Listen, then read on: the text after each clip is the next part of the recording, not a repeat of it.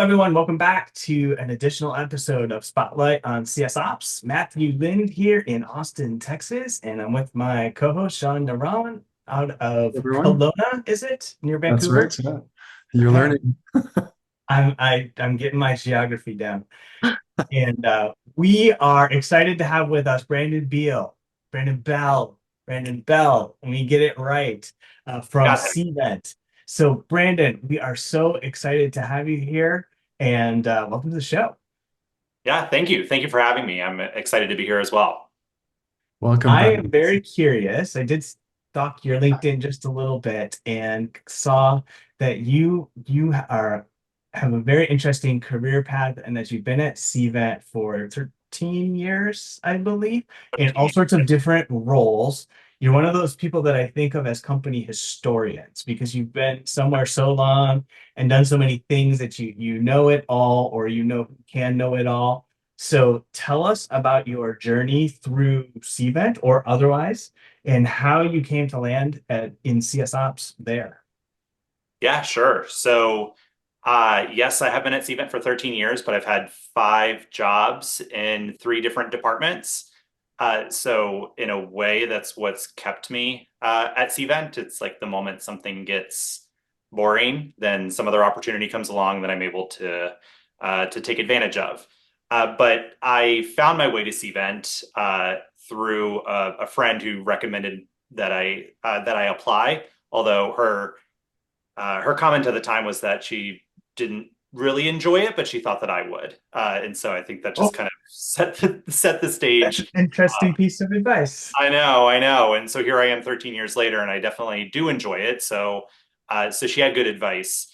But I started as a product consultant, which was basically like pre-client success, or before Cvent really thought of client success as a discipline. And so I did that for a little bit and moved over into account management, more traditional inside sales.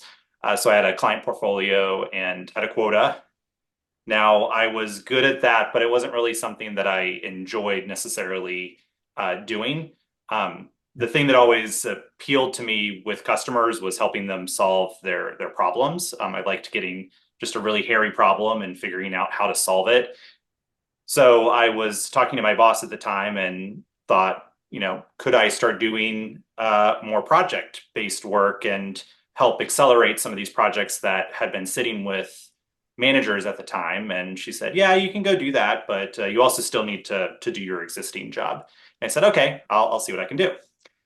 So from there, it eventually came to a point where I was like, well, there's a bit too much work for me to do both these things. Can I just do sales operations full time? And she said, okay, make that work. So I did that for a little bit, and then there was an opportunity to build a go-to-market readiness team within our project management office. And so I did a stint doing more project management oriented work. And then about 2 years ago, uh, because I worked with a wide range of different stakeholders, the head of our client success department, she was looking to establish a success operations team. We had an existing CS ops team at the time, but there was not a team that was specifically focused towards client success. So it's funny because when people talk CS ops, to me at CVent, I think like client services. So really success operations is a bit of a different thing at CVent, but yeah, that's what I've been doing for the past 2 years. So we have a team of 9 other people that are part of my team, that are handling success specific priorities. I'm What are reminded some a little bit of the episode we had with Jessica Palmer, who said, just get involved in projects. Get involved in projects in addition to your day work, and then see what happens and learn and be curious. And I feel like Brandon did it. He got involved in projects and found his way into all of his new spots. Mm. I feel like I've made a career out of doing things that other people don't really want to do, and that tends to be operations. So that tends to be my advice for people too, is like find something that you feel like no one else wants to do that you enjoy, and that's your niche, and you can expand from there. I really like that. And I suspect like between all the exposure, like I think, we're saying earlier, like that gives you a lot of opportunity to like become a really good CS ops practitioner because you see, all these components of the business. You probably understand how they maybe should connect or how they don't connect. So that was probably some good like training, so to speak, to lead up to this role.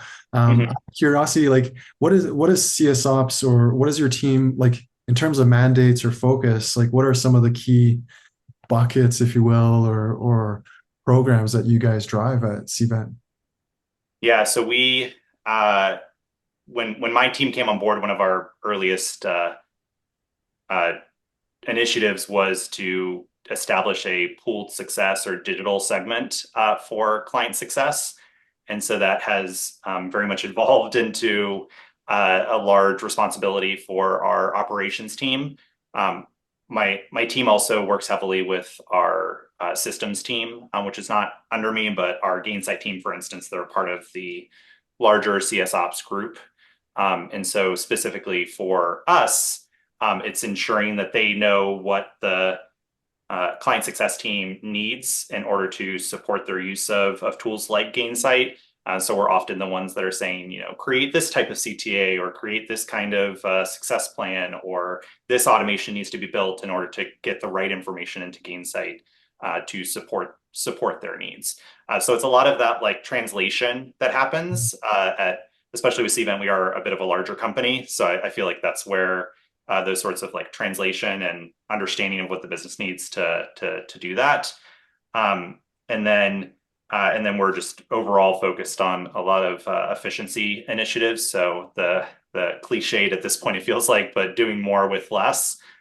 So we are focused on like what are just common things that success reps do that are maybe more administrative in nature, or just repeat activities they're doing with their clients that we can work to automate as well. I'm going to ask a related question, Brandon, which, John asked, okay, what are some of the areas you work in? I'm curious how you structure your team, because this one comes up fairly frequently. If you're a team of one, the structure is pretty clear. But you get into more than maybe a handful, and people will start to ask, oh, well, how do you organize yourselves? Is it by the groups you support? Is it by subject matter expertise? Is by product? If you have multiple products, how do you organize your team at CVET, Brandon? Yeah, and we have I have people both in India, and then I have people in the US as well. And based on the skill sets of those particular regions is what can dictate the team dynamic as well. So there's certainly a lot of factors that go into it. I would broadly think of the work that my team does in like three or four buckets. We'll see where that gets us. But the first being some sort of like program management. So when we talk things like the pooled success, these automations, which we call scaled success, these are under our US based program managers. And so they're often working with the business to understand what the priorities are and translating those into system enhancements. We also have more traditional like system administrators for some of the systems that we support, that are working on the more technical details.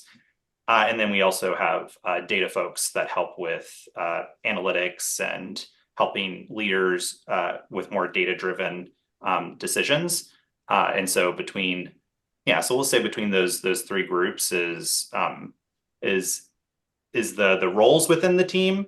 But when we talk more broadly about how the work is structured, it certainly can be a bit more challenging with both corporate priorities and priorities of the client success group in particular. And so, like for instance, I'm going through planning right now, and we're trying to figure out what we want to do for the upcoming year, and so it can be quite tricky to navigate how to assign the right people to those different priorities. So that is something that's a bit of a work in progress, let's say.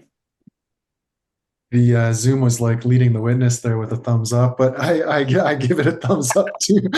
Because I think, yeah, that's so important, right? Like there's so much that what you described in terms of program management and how you've organized your structure, we're all just driving change, right? And trying to keep up to the market dynamics and what's happening in the company with new goals or whatnot. So having these kind of program managers that are able to like jump on whatever program, project, whatever it may be, makes complete sense. Is that something that you guys align with on? I don't know if you have a RevOps team or is it sales ops, but are you guys connected at the hip with that group, or do you report into that group, or how does that work for you guys? Yeah, so my boss is the vice president of client success, and then our and so we do work with both the larger client services operations team. So again, I'm just client success operations, and then we have a sales operations team. So yes, there's this larger apparatus of operations that is embedded in different parts of CVent. We don't have like a central RevOps group, although that would be cool. And so we so I have a strong relationship with the senior director of sales operations as well as the director of CS ops. So yeah, we definitely have to be attached at the hip. Although at times with such a large organization, there is a lot of communication that has to happen in that regard, because like the sales ops group, they can be like 60 people, and so they're quite large, and so they're working on a lot of different things as a result. Makes sense. Organizationally, then, so there's not a central RevOps function, but you seem to have found your peers and just made a virtual organization almost. You make it work and keep each other Yeah. informed. So what's that secret sauce? Because I imagine a lot of folks are like, yeah, I can never figure out what my peers are doing over there, or I can figure it out because they've just thrown a wrench in my system now or my process. So what's your prescription there? Well, I definitely keep my head on a swivel when it comes to things that I see that could be impacting to my team. Because I think a challenge of client success in general is that there are a lot of things upstream that you have to uh, anticipate and just deal with, for lack of a better term, such as what happens during the sales process that then comes on our plate when they become a customer, that does have an impact on us, and they may be logging information in that way that then doesn't flow down properly to our organization. Like our sales team has a lot of flexibility when it comes to constructing contracts, and so that can certainly have an impact on building the right systems in place in systems like Gainsight. And so I think first of all, you have to just build trust with those people that when you bring something up to them, it's a serious thing and it needs to be treated with respect. And part of that is that not only having one-on-ones with them, with those leaders to establish those relationships, but it's every time you come to that meeting, it's a productive meeting and that you have the right priorities set with them to do so. We go as far as like having shared roadmaps with some of these leaders, depending on like the amount of overlap that we have with them, to ensure that we have shared priorities and that we're moving the business forward. That's great. I love the alignment. Is there anything that you do differently to align, or maybe use similar tactics to align with leadership, like internally on the business side, like your client success leader or anyone else, like on the executive front? Yeah, so our I laugh because I had a one-on-one with my vice president earlier today, and we're going through the messy process now of like trying to translate company priorities and department priorities into projects and initiatives on the operations front. And some of them I think are a bit more just esoteric at this point, which is I think is the right thing to have at this time, but it's hard sometimes to try to like put that into something that's they're like, okay, we want to like tackle this very broad thing, and so then you're like, okay, as an operations person, how do I figure out like out of that broad thing we could be doing like 1,000 things? How do I know out of those 1,000 things what are the 10 most important things to do out of that? And so finding the needle in the haystack is what's quite challenging. And so we're kind of experiencing that with one of our initiatives right now.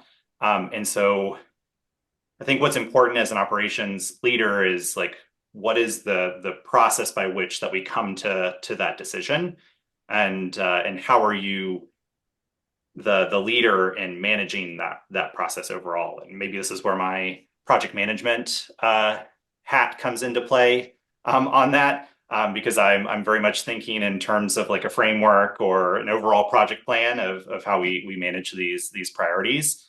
But it's very much like, okay, we're at this stage. Like normally, in order for us to move on to the next thing, we would have something like this.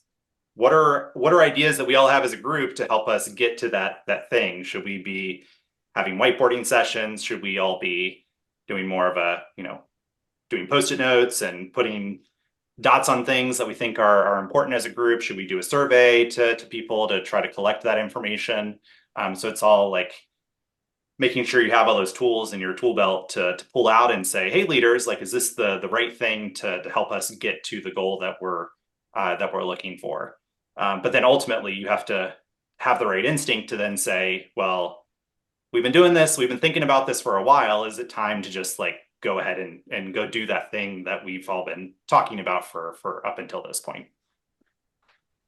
Makes sense. I love that suggestive style of leading, that like, well, it seems like to get to where we might want to go, we might need to do this thing. One of my favorite phrases, I'm going to give away my secret to those I work with. I think the most successful customers in this space, or the most successful companies in this space, have done this. They have a process. They have a framework, and so we should have one too. And so that way, it's not me saying it. I'm just like the most successful, the royal most successful folks out there, and then I borrow from their success to make suggestions inside my org. And I would say that works like 80% of the time, because then you get the 20% of the time where they ask you a very specific question and they say, what are other companies doing there? And you're like, there's no research out there to support that. So I don't know what to tell you in this instance. Yeah, I'll take 80%. I think that's Yeah, there you go. that'll win you most games. Yeah, I think that's where the BS factor comes into play that you have to employ with people. Yeah, yeah. So along your way, you've learned quite a bit about, the company and, your program, like your what you do for a living here. Is there anything that you would have loved to have, like before you switch from account management maybe into CS ops? Is there anything that you would love to have learned or known prior to joining this field, and maybe you wish you had known? Uh I I think the thing that I remind myself the most of, and so probably where it needs to like go back to my past self, is people don't know as much about your work as you think they do. And so the more that you can talk about your work and connect the dots of how that leads to the larger uh, mission, if you will, the larger company initiatives, the better off that you'll be, and that'll get you feedback as well on like, are you doing the right thing? Um, and if there are any struggles that you have, that's the right point to communicate that as well, because the answer you'll probably get is like, oh, I didn't realize that was happening, or oh, I didn't realize that you were working on, not, oh yeah, I keep going, like skip ahead, like I already knew about all this stuff that you're doing. Hmm. That makes sense. And I can imagine that that's also like externally, right? Like just trying to explain to our friends and family what we do sometimes. To your Oh man, conversations. yeah, I don't even know how to tackle that one. If I could just get my boyfriend to tell people what I actually do, then I think I would consider that a win. Maybe that needs to be our new test for ourselves. Like, if I can explain it to my mother, my significant other who's not in the field, then I've succeeded in winning the simplicity game. Exactly, exactly. For now, he just says I'm a director of operations, and I consider that a win. That's good enough, right? Yeah, exactly. What, Brandon, what are some of the things that you do when you're not CS opsing?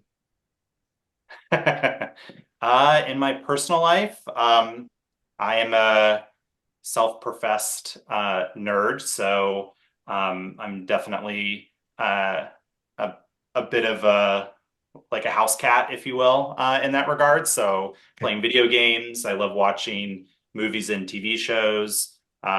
True Detective just ended the most recent season, and that was just like amazing. Um, and I go as far as like having a spreadsheet of all the shows that I've ever watched and how I rate them. Yeah, so Wow. it's like the you can see where the operations kind of informs Just going to my say personal life. the ops has arrived. The spreadsheet for the viewing habits, ratings, trends. You can put that back into like an AI analyzer or something and Ooh, that would be good. see what Yeah, happens. yeah, exactly. How Um, many, out of curiosity, how many rows in that spreadsheet? oh man, I think we're up to about 600. Oh, I've wow. been doing it for, I think I've been tracking officially for like 5 or 6 years. And that's not all shows that I've finished, by the way, because there's plenty of shows that I've started that are garbage that are very low rated on my list, and I am quite aggressive in ensuring that I don't continue on with shows that I don't initially like. That's awesome. There's got to be an AI for that that you can slap it on and help define what the next best show is for you. There's got to be some insights that you can pull out of that. So that's super cool. Yeah, I'll look into that. Well, it's been an absolute pleasure, just having you on the show and just learning a little bit about your experience and, your background and how you came into the field and what you do for fun. So, thank you so much for joining us and sharing all these great insights that you have. Yeah, thank you. Thanks for having me.